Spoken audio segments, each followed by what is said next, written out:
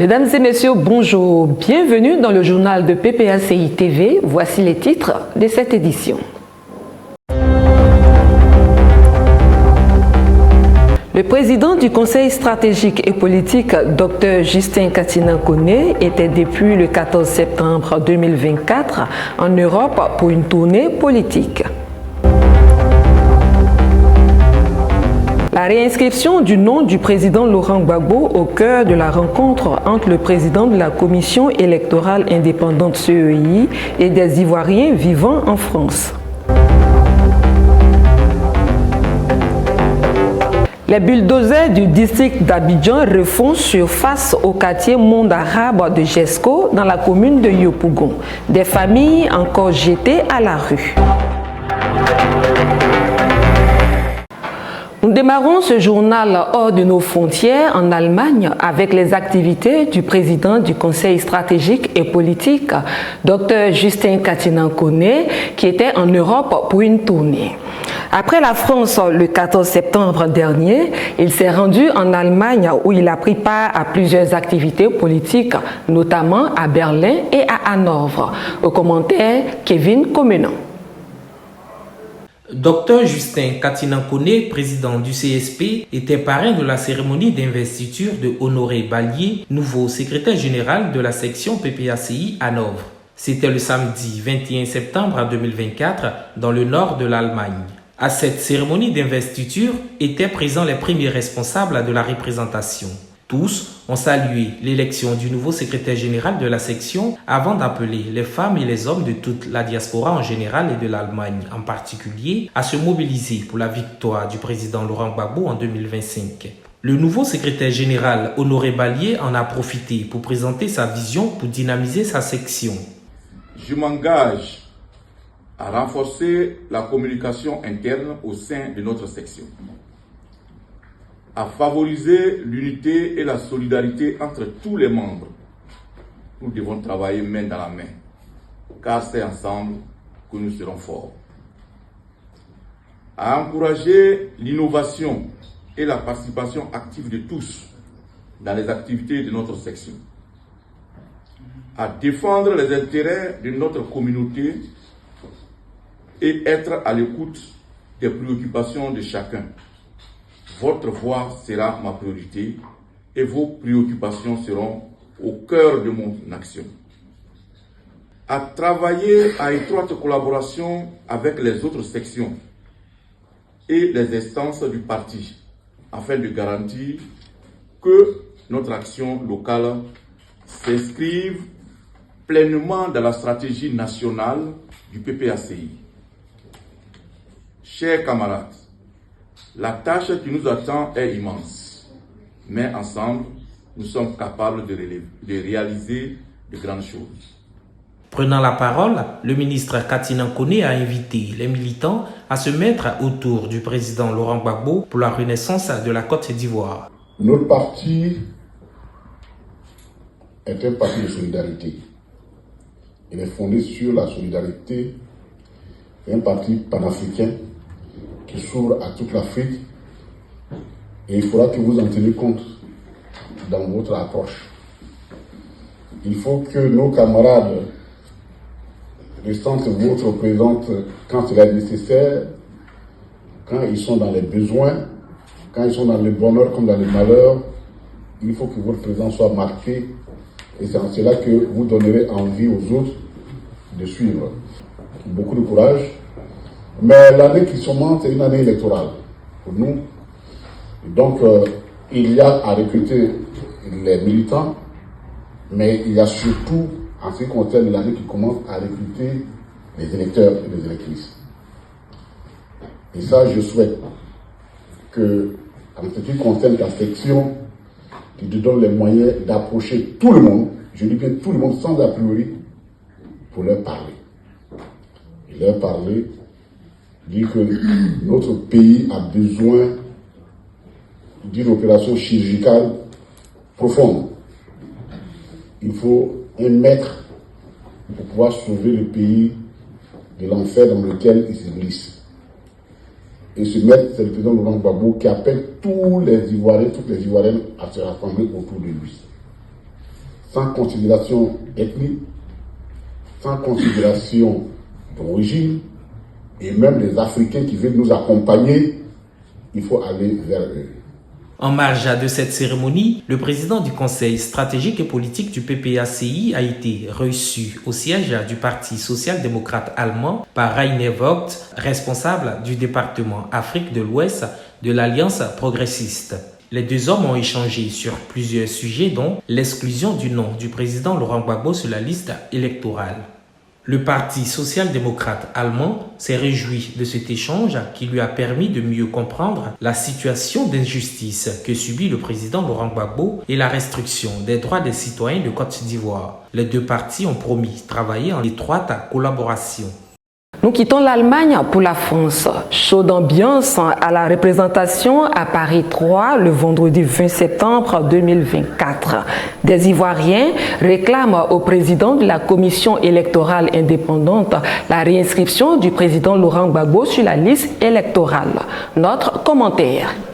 Après l'installation des commissions électorales locales, le président de la commission électorale indépendante CEI, Coulibaly Kuibier, met le cap sur les représentations diplomatiques. Le vendredi 20 septembre 2024, sa délégation était en France, précisément à Paris 3. Il y était pour expliquer le processus électoral, de l'enrôlement jusqu'à la proclamation des résultats. Cette séance d'explication a provoqué de vifs échanges entre les Ivoiriens de la diaspora et lui. Ceux-ci ne comprennent pas l'existence d'énormes irrégularités sur la liste électorale que Coulibaly Kuibier ne se lasse de justifier. Surtout, le retrait du nom du président Laurent Gbagbo. Nous exigeons la réinscription pure et sec du président Laurent Gbagbo sur la liste électorale.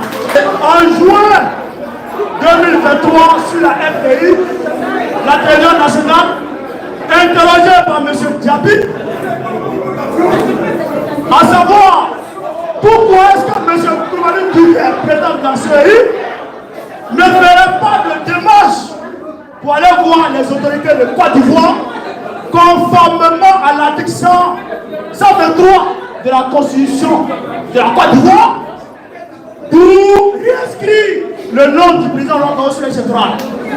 Article qui permet à la Constitution ivoirienne de domicilier, je veux dire, la décision de la Cour africaine des droits de l'homme et des peuples qui a ordonné à l'État de Côte d'Ivoire de réinscrire le nom du président Laurent Gbagbo sur les électorales.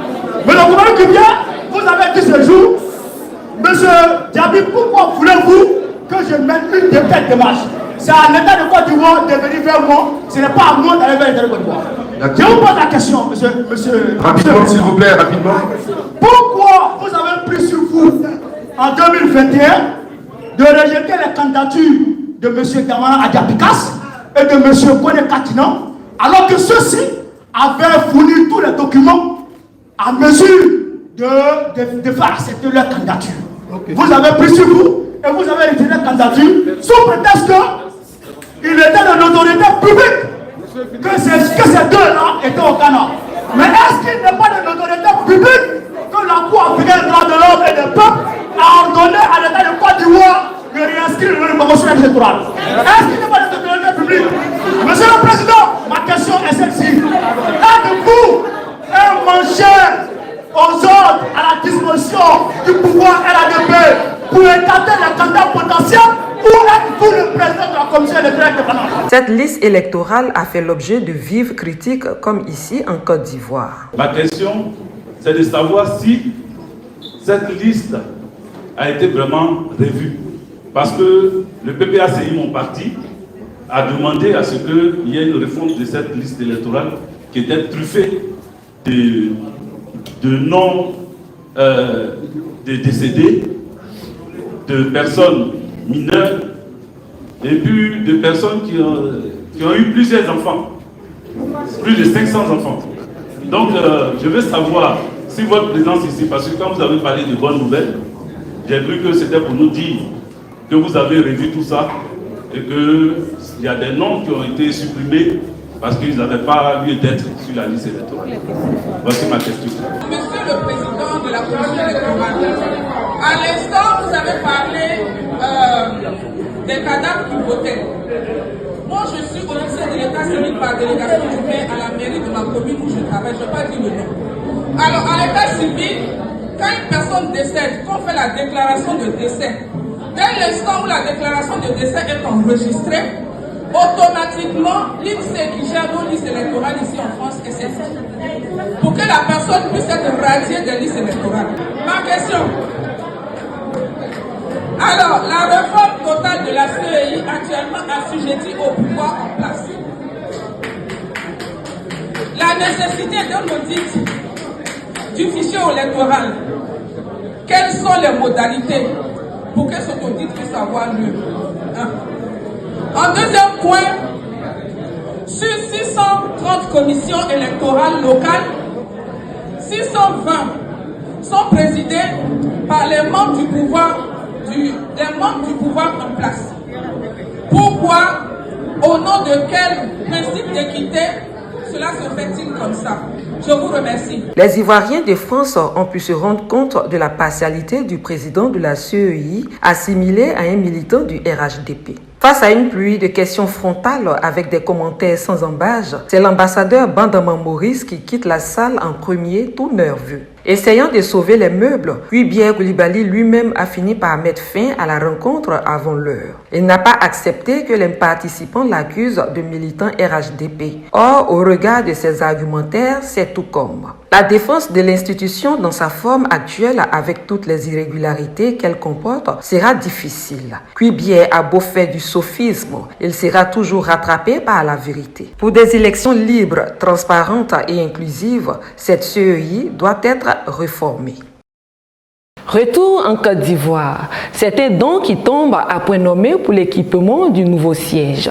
Mardi dernier, le secrétaire général adjoint Blaise Lasme a offert des climatiseurs à la commission communication et à l'administration du parti. Kevin Communant. Au nom de Blaise Lasme, secrétaire général adjoint en charge des Grands Ponts, Jean-Roch Dazier a remis au secrétaire général adjoint en charge de l'administration Krizoa Anagaman des splits de 2 chevaux chacun destinés au bureau de l'administration et à la télévision du parti PPACI TV. C'était le 23 septembre 2024 dans l'enceinte du nouveau siège du parti. Au nom du secrétaire général adjoint du PPACI en charge de la région des Grands Ponts, le camarade Blaise Lasme, je remets ces dons, ces 2 splits, précisément à l'administration et au service de communication. Heureux de recevoir ce don, le secrétaire général adjoint en charge de l'administration du parti a remercié le donateur avant d'appeler les bonnes volontés à faire de même. Nous tenons à dire un grand merci au SGA en charge des Grands Ponts, le camarade Blaise Lasme. Nous sommes vraiment heureux de réceptionner ces splits et nous espérons en faire bon usage. Et nous en appelons aux bonnes volontés au sein du parti comme en externe, vraiment à venir aider le siège du parti à refleurir et à donner un bon visage du PPACI qui, en 2025, va nous donner le président de la République de Côte d'Ivoire, la personne du président Laurent Gbagbo. Accompagner ceux qui travaillent au siège dans un espace viable et sain est l'objectif du secrétaire général adjoint Blaise Lasme. Ainsi, pour parachever ce don, une enveloppe pour l'installation de ces splits a été remise. La secrétaire générale adjointe du PPAC en charge du patronat BC Dominique était dans le village d'Agban-Atier 1 où elle a rencontré les membres de la Fédération des femmes dévouées pour le développement social, le FOFEDES, dont elle est la présidente. Occasion pour parler de l'opération CAP 2025. Sylvain Lobo. Accueilli par une forte délégation de la chefferie locale et de nombreuses femmes, Dominique Bessé a profité de cette rencontre pour sensibiliser la population à l'importance de s'inscrire sur les listes électorales. La révision de la liste électorale reste un enjeu crucial pour le PPACI car cette opération qui précède le scrutin présidentiel concernera toute la population ivoirienne et se déroulera sur toute l'étendue du territoire national à partir du 19 octobre selon les autorités gouvernementales ivoiriennes pour s'achever le 10 novembre prochain. Les gens qui ont déjà voté là, pour vous ne pose pas de problème. Ceux qui n'ont jamais voté là, c'est pour vous là que c'est un peu compliqué. Vous n'avez pas de pièces. Voilà. Donc, quand vous n'avez pas de pièces là, on va vous aider, on va vous expliquer comment vous devez faire vos pièces pour que vous puissiez vous enrôler sur la liste électorale. Enregistrez-vous, enrôlez-vous, parce qu'on va aller voter en 2025. Moi, je fais le travail de mon parti. Les QG se sont formés, chacun s'en va, hein. C'est ça, non? On n'attend pas 2025. En ce moment-là, chacun est dans son QG en train de faire son travail. Si parmi vous, il y a les RADP, j'ai envie de vous dire, venez chez nous. Venez au PPACI. Le PPACI, là, vous savez qui est mon patron. Vous savez qui est mon chef. Vous savez qui est mon président. Mon président, il s'appelle Laurent Koudou Gbagbo. Dans une ambiance conviviale, la secrétaire générale adjointe en charge du patronat a expliqué le bien fondé de l'inscription sur les listes électorales tout en incitant les femmes et les jeunes à se faire recenser et à recenser les personnes rencontrant des difficultés pour établir leurs documents administratifs. Vise à garantir que chacun puisse exercer son droit de vote, un élément essentiel de la démocratie tant prôné contre vents et marées par le Parti des peuples africains Côte d'Ivoire, le parti du président Laurent Gbagbo. En fin de rencontre, Dominique Bessé a fait un don de kits scolaires à une dizaine d'orphelins. Un geste très apprécié dans le contexte difficile de la rentrée scolaire, de la cherté de la vie et de la précarité des moyens de subsistance des Ivoiriens. Une population qui souffre et qui est contrainte à garder le silence de peur de subir le courroux du pouvoir en place en Côte d'Ivoire. Les parents et la chefferie d'Agban Ati 1 ont exprimé leur gratitude, affirmant leur disponibilité à aider dans le recensement des personnes en difficulté pour l'établissement de leurs documents. C'est ainsi que cette journée s'est clôturée dans la joie et la solidarité, renforçant les liens entre la population d'Agban Ati 1 et le PPACI. Déterminé à mobiliser ses concitoyens, ses militants et sympathisants afin de s'inscrire sur la liste électorale dès le lancement de l'opération. Une étape essentielle pilotée par la controversée Commission électorale indépendante, la CEI, en vue de l'élection présidentielle d'octobre 2025. La secrétaire générale adjointe du PPACI en charge du patronat poursuit sa campagne de sensibilisation sur le terrain dans le cadre de la vaste opération dénommée CAP 2025 Acte 3, opération d'envergure lancée par la haute direction du PPACI. Dominique Bessé compte ne pas s'arrêter en si bon chemin. Elle a donc mis le cap sur sa prochaine destination, la localité de Songon-Gravier. 19 septembre 2002, 19 septembre 2024. 22 ans que la mère patrie, la Côte d'Ivoire, était attaquée par ses propres fils. Pourquoi? Pour qui? Comment le président Laurent Gbagbo, alors président de la Côte d'Ivoire, a réussi à garantir la survie des Ivoiriens? Françoise Rabé. Vous me combattez pour quelqu'un que vous ne connaissez pas, vous êtes sur le mauvais chemin. Les plus chanceux d'entre vous seront jetés en prison et les plus malchanceux seront tués ou en exil. Ces mots du président Laurent Gbagbo résonnent en ce moment dans les oreilles de l'ex-président de l'Assemblée nationale, Soroki Bafori Guillaume, en exil forcé depuis décembre 2019 et condamné en Côte d'Ivoire. Lui, il est le plus chanceux. Cependant, Ibrahim Koulibaly, alias Ibé, Ouattara Isiaka dit Ouattao, Ahmed Bakayoko Ambak et bien d'autres n'ont pas eu cette chance. Quel contraste de la vie. Élu en octobre 2000, Laurent Gbagbo est président de la Côte d'Ivoire. Aussitôt, les 18 et 19 septembre 2002, une rébellion éclate. Korogo, Bouaké, Mans et plusieurs autres villes du pays sont prises en otage par les rebelles. Qui sont-ils?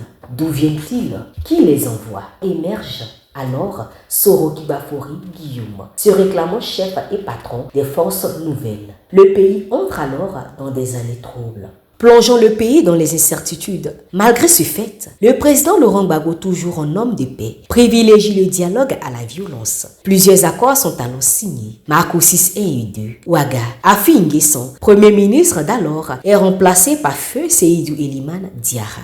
Le président Laurent Gbagbo tient la barque ferme. Les salaires des fonctionnaires de toute la Côte d'Ivoire sont toujours payés. Le prix d'achat du cacao est en hausse. Avec la moitié du pays, le président Laurent Gbagbo fait des merveilles. La vie à Abidjan est toujours moins chère. La dette intérieure et extérieure est réduite. Avec son ministre de l'économie et des finances, Feu Paul-Antoine Boun-Boabri, Le pays, malgré la rébellion, reste debout. Les 6 000 milliards de dettes extérieures trouvées sont remboursées intégralement. La Côte d'Ivoire atteint le point d'achèvement du PPTE. Autant d'actions entreprises par le président Laurent Gbagbo pour le bien-être de tous les habitants ivoiriens et ceux résidant en Côte d'Ivoire. 22 ans après le début de la rébellion et après 14 ans de gouvernance du président Alassane Ouattara dans un climat de paix totale, voulu, demandé, souhaité et soutenu par tous les partis politiques, principalement ceux de l'opposition, la vie en Côte d'Ivoire est plus chère que jamais. La Côte d'Ivoire croule sous plus de 25 000 milliards de dettes. Les libertés d'expression et de manifestation sont confisquées.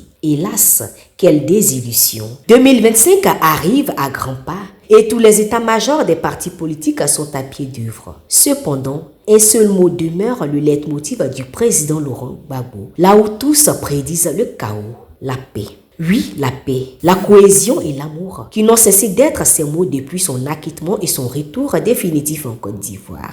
Le père du célèbre adage « Asseyons-nous et discutons » continue de sensibiliser ses partisans à l'union. Ainsi donc, ensemble, avec les enfants orphelins, les veuves, les veufs, les familles disloquées, les exilés politiques et civils, que chaque Ivoirien, que chaque Ivoirienne, que chaque habitant de la Côte d'Ivoire tire les leçons de cette page sombre de l'histoire de notre nation. Et nous disons plus jamais ça en Côte d'Ivoire. Monde Arabe, un sous-quartier de Jesco situé dans la commune de Yopougon, a reçu les bulldozers du gouverneur du district d'Abidjan, Sissepa Congo, le vendredi 13 septembre 2024. Les déguerpis, abandonnés à leur propre sort, ne savent plus à quel saint se vouer. Le récit de Ange Abraham. Après l'épisode Chat Hélène qui a provoqué une vague d'indignation, le gouvernement a décidé de jeter plusieurs autres familles dehors sans aucune réparation. Moi j'étais là et puis on m'a dit que non, fais sortir votre fil qu'on va casser. Mais monsieur Koné, docteur Koné, c'est que c'est un homme de droit. S'il avait reçu un papier, il nous aurait dit. Ah Keita, j'ai reçu un papier pour dire qu'ils vont casser ma maison. On n'a jamais reçu de papier.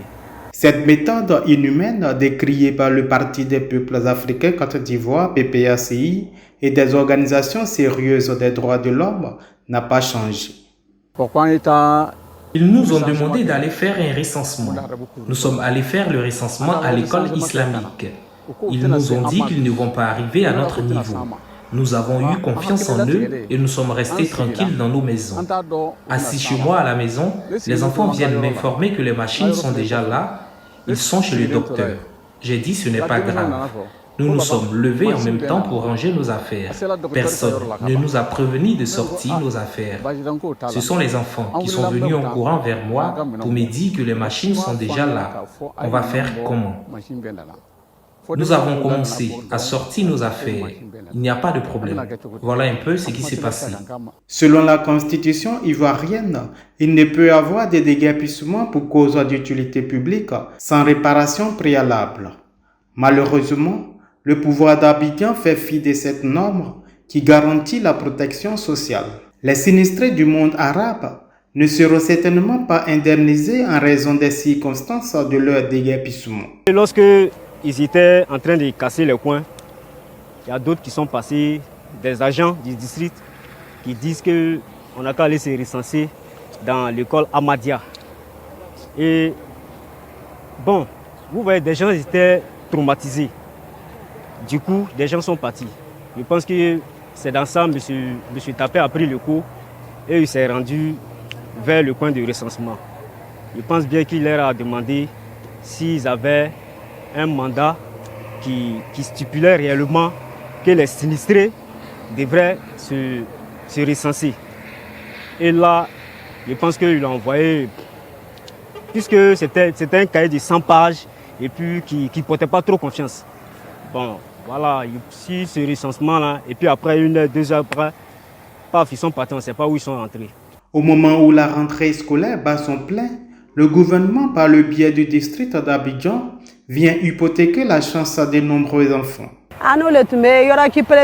Nous étions dans un premier quartier, ils sont venus casser. Ils ne nous ont rien dit. Ils ont fini de casser, ils ne nous ont rien donné. Nous sommes venus habiter ici encore, ils sont venus casser le lundi dernier. J'ai un enfant qui passe le BPC cette année, un autre va en 6e. J'ai fait leur inscription, j'ai tout fait.